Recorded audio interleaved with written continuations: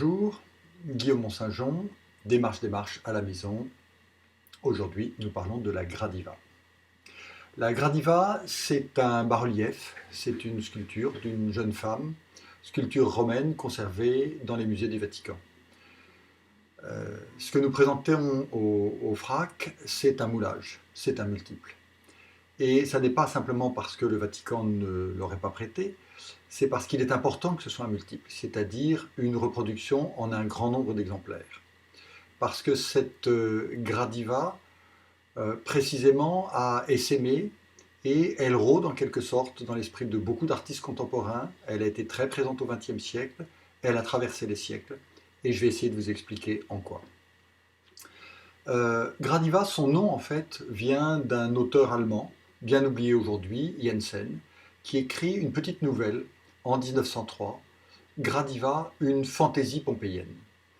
Et cette fantaisie, ce petit texte aimable, raconte l'histoire d'un jeune homme archéologue qui oublie un peu le monde au profit de son archéologie, de ses pierres, de ses œuvres d'art.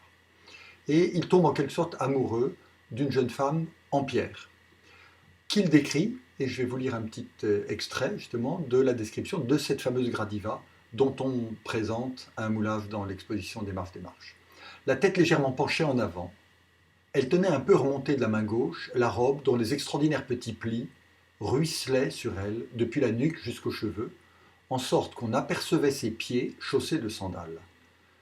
Le gauche était déjà avancé et le droit, se disposant à le suivre, ne touchait plus guère le sol que de la pointe des orteils, tandis que la plante et le talon se dressaient presque à la verticale.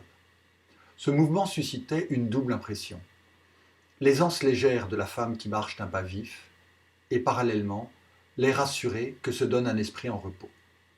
Sa grâce particulière, elle l'attirait de cette façon de planer au-dessus du sol, tout en le foulant avec fermeté. C'est donc l'histoire d'une grâce, une grâce un peu céleste, et vous voyez que la description est à la fois très précise, presque technique, et puis c'est un moment de sidération, un moment de beauté. Et le jeune archéologue est amoureux de ce personnage.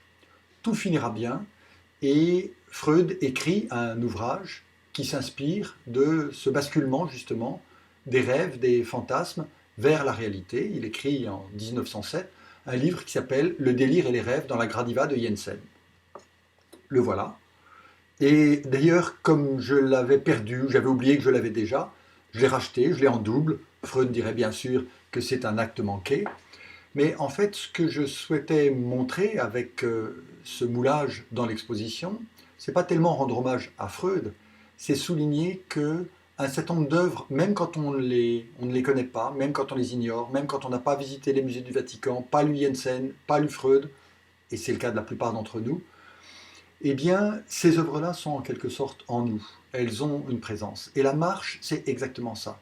On marche en fait toujours dans les pas de quelqu'un. On croit être les premiers, et en réalité, peu à peu, on prend conscience du fait que d'autres ont déjà marché avant nous, déjà marché ici ou là. Et donc, c'est ça le signal de ce moulage, de la Gradiva, qui est à l'entrée ou à la sortie, si on veut, de démarche. On marche toujours dans les pas de quelqu'un. À la prochaine fois.